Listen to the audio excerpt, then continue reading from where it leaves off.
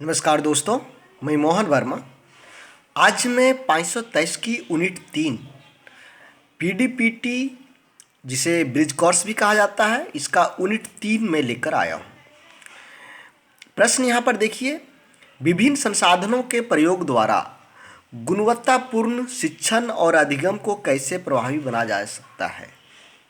दोस्तों, यहाँ पर प्रश्न को समझिए कि विभिन्न प्रकार के संसाधन हम लोग शिक्षण अधिगम प्रक्रिया में जब बच्चों को पढ़ाते हैं तो हम लोग विभिन्न प्रकार के वस्तुओं का उपयोग करते हैं, विभिन्न प्रकार के संसाधनों का प्रयोग करते हैं। हम इन सभी चीज़ों का प्रयोग कर शिक्षण अधिगम को कैसे प्रभावी बना सकते हैं, इसके बारे में यहाँ पर लिखना है। तो हम लोग देखेंगे इस प्रश्न में कि विभिन्न प्रकार के संसाधन कौन कौन से हो सकते हैं और इसका प्रभावी रूप से उपयोग कैसे किया जा सकता है, गुणवत्तापूर्ण शिक्षण में कैसे इसको प्रभावी ढंग से उपयोग किया जा सकता है। चलिए देखते हैं। एनसीएफ 2005 बाल केंद्रित शिक्षा पर बल दे रहा है। एनसीएफ 2005 जब आप देखेंगे तो इसका मुख्य बिंदु है बाल केंद्रित शिक्षा। बाल केंद्रित शिक्षा के साथ साथ गुणवत्तापूर्ण शिक्षा होनी चाहिए। दो बातें हैं, एक है बाल केंद्रित शिक्षा, दूसरा है गुणवत्तापूर्ण शिक्षा।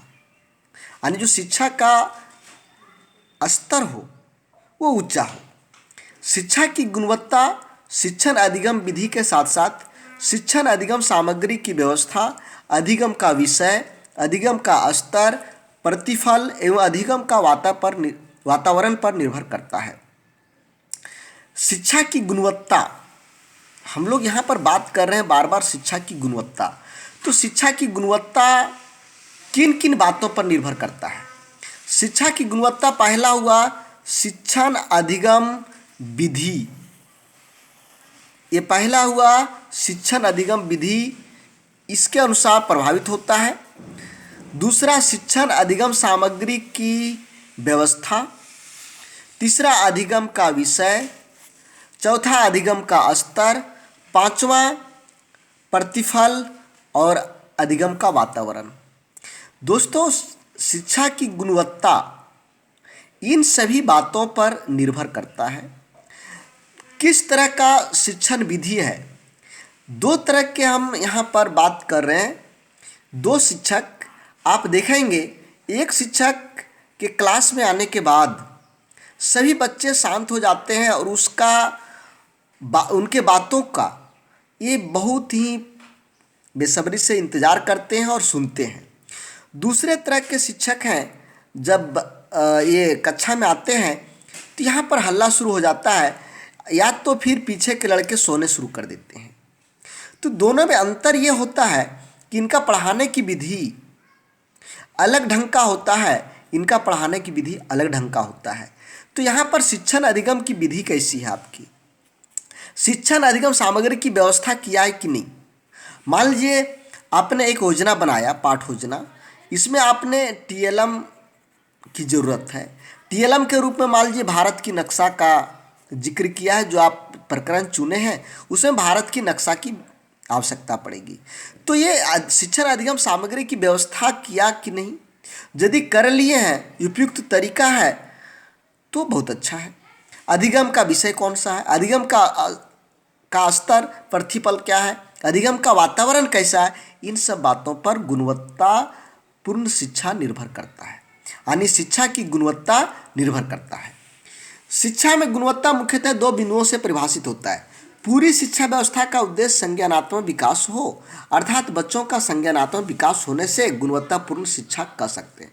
हम यहाँ पर बार बार कह रहे हैं कि गुणवत्तापूर्ण शिक्षा, गुणवत्तापूर्ण शिक्षा किसको आप कहेंगे, गुणवत्तापूर्ण शिक्षा, गुणवत्तापूर्ण शिक्षा किसको कहेंगे, ये जानना जरूरी है। तो पूरी शिक्षा व्यवस्था का उद्देश्य संज्ञानात्मक विकास हो। जो हम लोग यहाँ शिक्षा व्यवस्था कर रहे हैं, शिक्षण व्यवस्था कर रहे हैं, इस शिक्षण व्यवस्था का उद्देश्य होना चाहिए संज्ञानात्मक विकास। यदि बच्चों का संज्ञानात्मक विकास हो रहा है, यदि बच्चों का संज्ञानात्मक विकास हो रहा है तो हम उसको कहेंगे गुणवत्तापूर्ण शिक्षा। दूसरा है सकारात्मक नागरिक मूल्यों का विकास। जो आप पढ़ा रहे हैं उससे बच्चों में नागरिक यानी सकारात्मक नागरिक मूल्यों का विकास हो रहा है, सृजनात्मकता का विकास हो रहा है, संवेदनशीलता का विकास हो रहा है।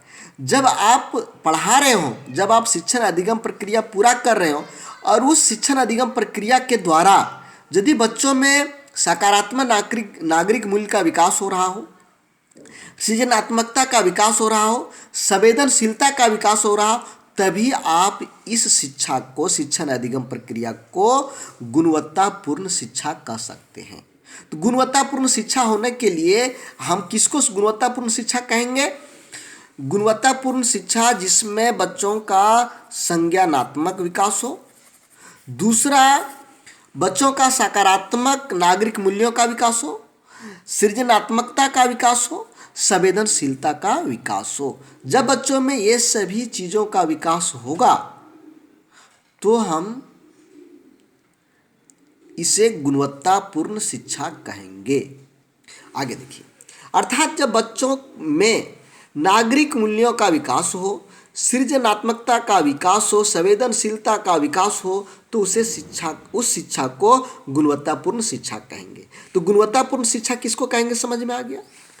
गुणवत्तापूर्ण शिक्षण अधिगम के लिए विभिन्न प्रकार के संसाधनों का प्रयोग आवश्यक है। जो विभिन्न प्रकार के संसाधन हैं, उन संसाधनों का प्रयोग जब आप करेंगे तो ये गुणवत्तापूर्ण शिक्षा बनेगा। इन संसाधनों में विविध प्रकार के पुस्तक, प्राकृतिक वस्तुएं, मॉडल, चार्ट, ग्राफ, चित्र, नमूने आदि शामिल हैं। कौन कौन सा शिक्षण अधिगम के संसाधन उपयोग कर सकते हैं? इनमें से हो सकता है कोई पुस्तक, प्राकृतिक वस्तुएं हो सकता है, मॉडल हो सकता है, चार्ट हो सकता है, ग्राफ्स हो सकता है, चित्र हो सकता है, नमूने हो सकते हैं। यदि आप अपने शिक्षण अधिगम प्रक्रिया में इन सभी चीज़ों का उपयोग करेंगे तो वह आपका जो शिक्षा का स्तर है वह ऊंचा होगा, बच्चों में संज्ञानात्मक विकास होगा, बच्चों में गुणवत्तापूर्ण शिक्षा प्राप्त होगी, सृजनशीलता का विकास होगा, संवेदनशीलता का विकास होगा, नागरिक मूल्यों का विकास होगा। अधिगम संसाधनों के प्रयोग से कई गतिविधियां करवाई जा सकती है। इन गतिविधियों से बच्चे वास्तविक अनुभव प्राप्त करते हैं। जो हम अधिगम संसाधन का प्रयोग करते हैं, इस अधिगम संसाधन से बच्चों को वास्तविक अनुभव प्राप्त करते हैं। इससे बच्चों का संज्ञानात्मक विकास होता है, बच्चों में सकारात्मक नागरिक मूल्य का विकास होता है, सृजनात्मकता का विकास होता है, जिससे गुणवत्तापूर्ण शिक्षा मिलती है।